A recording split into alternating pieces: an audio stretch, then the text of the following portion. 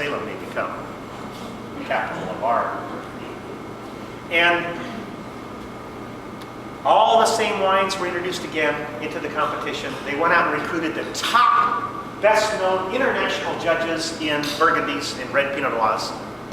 And of course, this time now, the Wine Spectator was there, the Decanter was there, the Wall Street Journal was there, New York Times was there. Everybody wanted to know what is going on. The Oregon Pinot Noir came in second. It wasn't long after that, a very embarrassed French winemaker got on a plane, flew to Oregon, and bought land right next to the vineyard that beat him. Now that was a lucky break, because with it he brought his expertise, his brand strength, his knowledge of the industry, his family's knowledge of the industry that goes back many generations, and he brought his vines. And a very gracious French winemaker helped introduce into Oregon new clones of Pinot Noir that we never had before, that have greatly improved the quality of our wine. Now Oregon Pinot Noirs and other Oregon cool climate varieties have now taken their place among the finest wines in the world. We live in that pot at the end of the rainbow. And what we have now, through Angie's leadership and all of your support, we have now a great way to tell that story. When people come into Salem, through the visitor center, imagine that they've got stenciled on their forehead $5,000. Now that's just the average. Every person that somehow makes it in to see us has got $5,000 stenciled on their forehead. Some actually, it's more. I met a fellow last night at the Gravestone who came to Salem to visit, liked it so much, he moved here. He's a Harvard MBA graduate, very successful in business, retired, and now he's giving his time to nonprofit organizations to help them grow. What's the value we got from him? What? Potentially in his lifetime, hundreds of thousands of dollars of value for our nonprofits here in our community. Just that one person that said, wow, I love this place. And what is it that's drawing these people to us?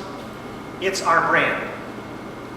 It's not actually what we think our brand is, because that doesn't matter. It's what they think our brand is. Part of the nice thing about that is that many people don't know what our brand is. So we've got an opportunity through what Angie's doing and her team's doing and what you're doing to introduce people who do have no awareness of what Salem and the Willamette Valley means. So we've got a great opportunity to prospect. But that $5,000 is the average. That person who walks through the door of your business or through your cafe will spend in their lifetimes at least $5,000 on goods or services that we can sell them from here. And some of it could be much greater. And what we've done at Willamette Valley Vineyards is and this is one of the reasons why we partnered up with this program, is that we have what we call a Customers for Life program. And that is that when we make a relationship with a customer, we try and figure out how to keep them for life. Now if you think about that, if you think about every person that you meet is potentially a friend for life, how would you treat them? What would you do differently? If every person you meet is potentially a great friend for life.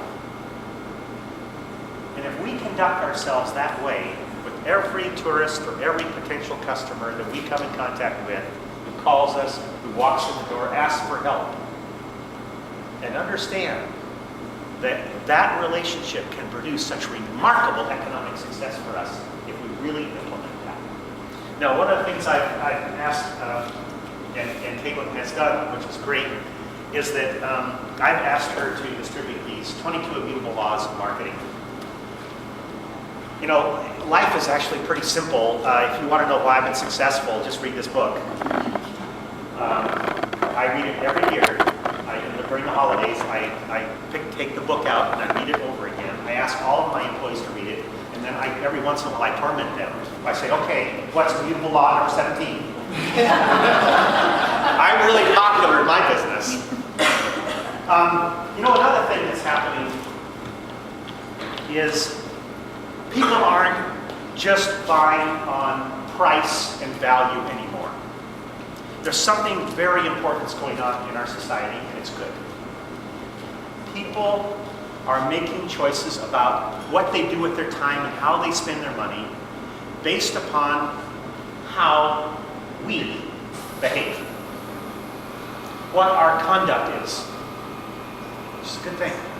If you take a look at the problems we've had in America, Americans really have got real issues with people's conduct, especially in business. And they're starting to make choices based upon price, value, and values. The American consumer really got it, and it really happened fast. It was amazing. You know, the problems we're having with global warming, people get. They already know it. I mean, in our farming records, you can see the average increase in the temperatures that are occurring. People know this in their lives, and they know they need to start changing their lives to deal with it. And what we're doing is we're telling, one of the things that I think helps brand us as Oregonians is that we care so deeply about our state, our community, and our land. And people outside of Oregon, when they think of brand Salem or brand Oregon, they think about these people are, you know, what do they think about us? They think that we're green and we're great stewards. And that's an important message, and they know that that's something that they attach emotionally to.